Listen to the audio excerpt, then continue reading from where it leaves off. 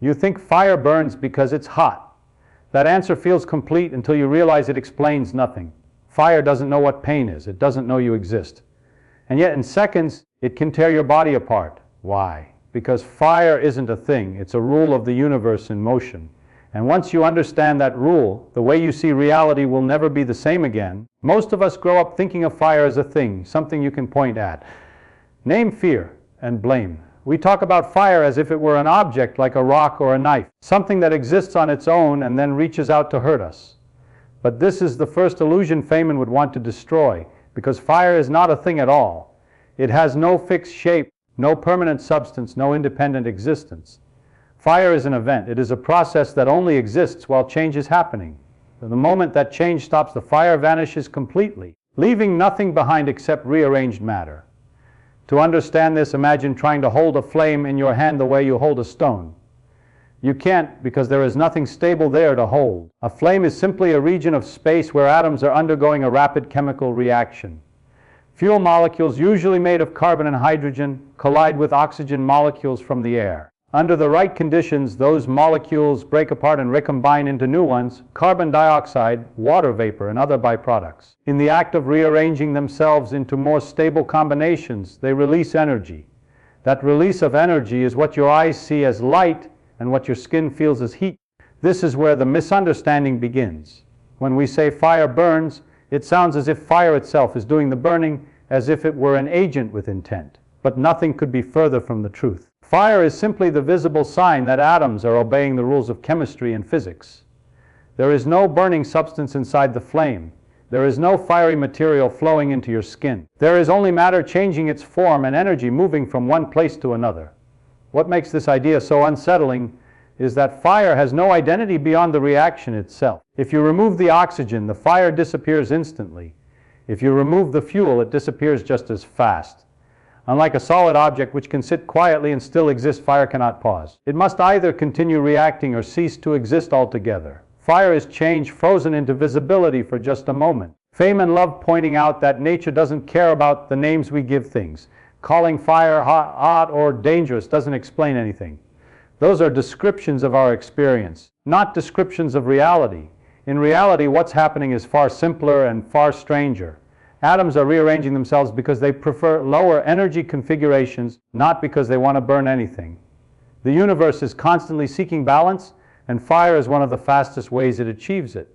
This realization shatters a comforting idea that dangerous things are fundamentally different from safe ones. Fire feels special because it's dramatic and bright and alive looking, but at its core, it's doing the same thing as rust slowly eating away at metal or food digesting in your stomach. The difference is speed. Fire is chemistry in a hurry. Rust takes years. Digestion takes hours. Fire does it in milliseconds, and we happen to be fragile enough to notice. Once you truly see fire as a process instead of an object, your perspective shifts. You stop asking what fire is and start asking what fire does. And what it does is relentlessly simple. It allows atoms to fall into more stable arrangements while dumping excess energy into the surrounding world. That energy doesn't care where it goes. It spreads into the air, into nearby objects, and into you if you get too close. The astonishing part is that nothing about this process is designed to harm you. Fire existed long before humans did, and it will exist long after we're gone. It isn't your enemy. It isn't anything at all. It's just physics happening at a scale and speed that your body can't tolerate. The flame that cooks your food and the flame that burns your skin are not two different kinds of fire. They are the same process, interacting with different conditions. Understanding this doesn't make fire less frightening. It makes it more honest. Fire doesn't threaten you. It doesn't warn you. It doesn't care. It simply follows the rules of the universe with perfect obedience. And once you grasp that fire is not a thing but a moment of transformation, you realize something deeper and more unsettling. The world around you is not made of stable objects, but of processes temporarily pretending to be things. When we say that fire burns because it is hot, we're using a word that feels familiar but hides the real story. Hot sounds like a property an object has, as if heat were a substance soaked into the flame. But in reality, heat is not a thing you can pour or store like water. It is a measure of motion, specifically how violently atoms and molecules are moving. This single idea, simple and unsettling, is the key to understanding why fire burns and why that burning feels so immediate and destructive. Inside a flame, atoms are in an extreme state of agitation. They are colliding, vibrating, and rebounding at enormous speeds, far beyond what you ever experience in everyday life. These particles are not racing in neat paths. They're chaotically bouncing in every direction. Temperature is just our way of averaging that chaos into a number we can understand. A higher temperature means more motion, more collisions, more energy slamming around at the microscopic level. Now imagine what happens when this storm of motion meets your skin. Your skin atoms are also moving, but in a far more controlled and gentle way. They vibrate just enough to keep your tissues flexible and alive, but not enough to tear themselves apart. When the fast-moving atoms from the flame collide with the slower-moving atoms in your skin, energy is transferred. This transfer is unavoidable. It's not a choice and it's not selective. Nature has a strict rule: energy flows from regions of higher motion to regions of lower motion. As that energy floods into your skin, the atoms there begin to vibrate more violently than they were designed to. Chemical bonds that hold proteins in precise shapes start to loosen and snap. Cell membranes lose their structure. Enzymes that keep your cells functioning unfold and stop working. This isn't fire invading your body. It's your own atoms being forced into a state they cannot survive. What makes this idea so powerful is that the flame itself never crosses some boundary called burning. There is no moment where fire switches from harmless to harmful. The process is continuous. The closer your skin gets to the flame, the faster energy is transferred. Increase the temperature and the destruction accelerates. Decrease it and the damage slows. Burning is not a special category of damage. It's just energy transfer happening too fast. This also explains something that seems counterintuitive at first. You can burn yourself without fire. A red, hot piece of metal can cause severe burns because its atoms are vibrating rapidly and transferring energy just as efficiently. Steam can burn worse than flame because it carries enormous amounts of energy and releases it suddenly when it condenses on your skin. Even extreme cold can cause a burn because energy is ripped away from your skin so quickly that cells collapse in the opposite direction. The sensation is similar because the damage mechanism is the same atomic motion leaving a safe range. Feynman emphasized that understanding something means being able to describe it without magic words. Once you strip away the word heat, what's left is motion, collision, and transfer.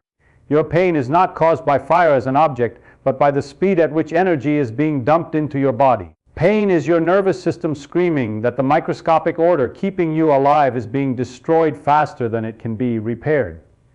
Here's the part that quietly changes how you see the world. The same energy transfer that burns your skin is happening everywhere, all the time, just usually at safe levels.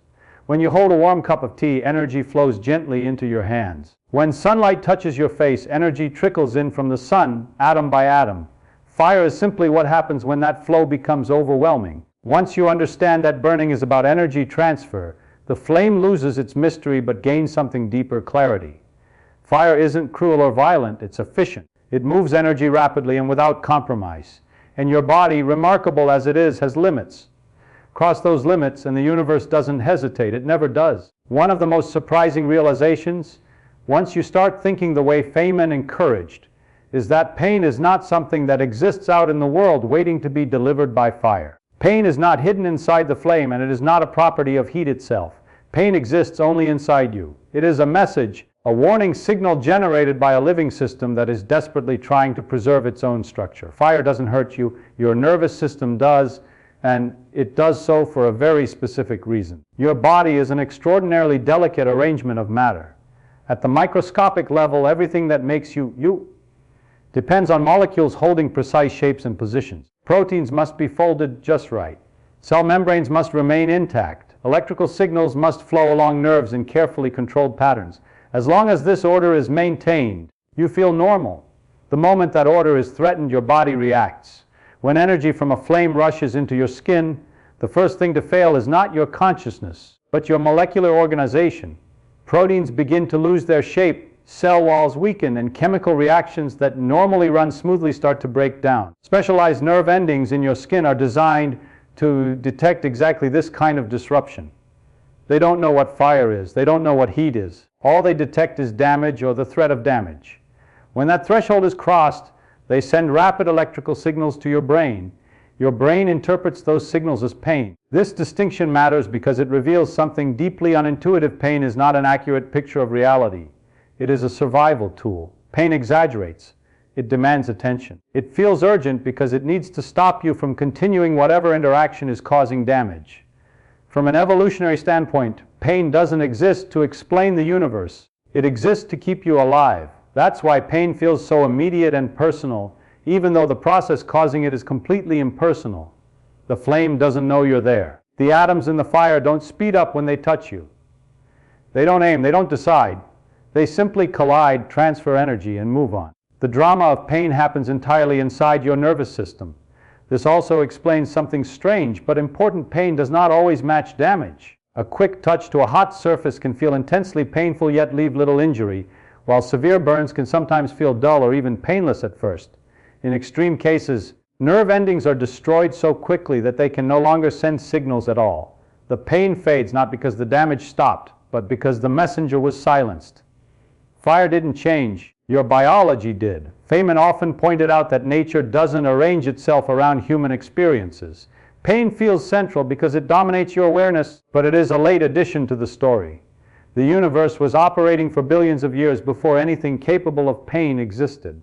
Fire burned long before nerves evolved to fear it. Pain is your body's commentary on a process that would happen exactly the same way with or without you. Once you understand this, the idea of fire being evil or hostile quietly collapses. Fire doesn't attack, it doesn't punish mistakes.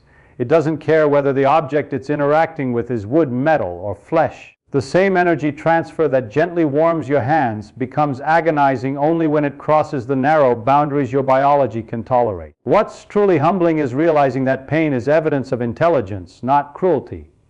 It is proof that your body understands in its own chemical language how fragile it is.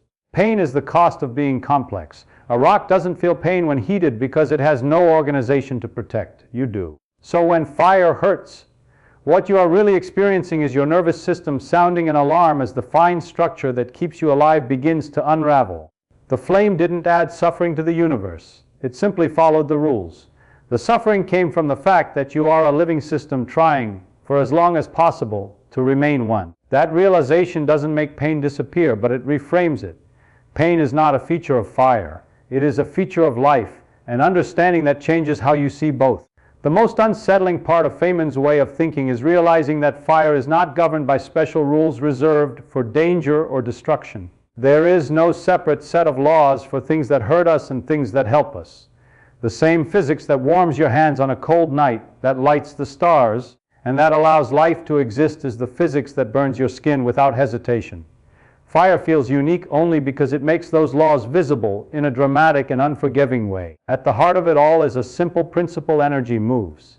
It always flows from where there is more of it to where there is less, seeking balance without concern for the consequences. In the core of the sun, nuclear reactions release enormous amounts of energy as atoms merge into more stable forms. That energy travels across space for millions of years and arrives at Earth as sunlight.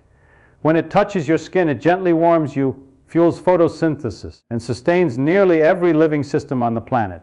Change the intensity, concentrate that energy, and the same process becomes destructive. Fire on Earth is a small, fast, local version of what stars do on a massive scale. The flame dancing in front of you is powered by atoms rearranging themselves into lower energy configurations, releasing excess energy in the process. This is not a special case, it is the rule. From burning fuel in an engine to metabolism inside your cells, energy is constantly being released, transferred, and used. Life itself runs on controlled fire, slowed down and carefully managed so it doesn't tear us apart. This is where the comforting illusion breaks. We like to believe the universe is arranged with us in mind, that danger is marked and separated from safety. But physics makes no such distinctions. The laws that allow you to cook food are the same laws that can reduce it to ash. The difference lies entirely in scale, speed, and control. Lose control, and the universe does not step in to protect you. Feynman emphasized that nature is not cruel, but it is not kind either. It is indifferent. That indifference is not cold-heartedness, it is consistency. The same equation applies whether the energy transfer is nourishing a plant or destroying a human cell. Fire does not become dangerous because it violates a rule. It becomes dangerous because it obeys the rules too well. What makes this realization powerful is that it removes the idea of exceptions. There is no hidden force that makes fire harmful only to living things. Metal melts, wood burns, skin chars, all for the same reason. Atoms move, bonds break, energy flows. The universe does not recognize value or suffering. Those are human concepts layered on top of neutral processes. Once you see this, the boundary between everyday life and cosmic phenomena starts to blur. The warmth from a candle and the fury of a supernova differ only in magnitude, not in principle. The sun does not shine because it wants to give life to earth, and fire does not burn because it wants to destroy. Both are expressions of the same fundamental behavior of matter and energy. This perspective can feel unsettling because it removes the idea of protection. But it also grants a strange clarity. Understanding that the universe operates on simple, universal rules allows you to see beauty even in danger. Fire becomes not an enemy, but a reminder of how powerful and uncompromising those rules are. In the end, the truth Feynman pointed toward is this: the universe does not bend around human survival. We survive only by learning its rules and respecting their limits. Fire burns you not because it is special, but because it is honest. It reveals in the most direct way possible that the same laws which light the stars also decide our fate, and they never make exceptions.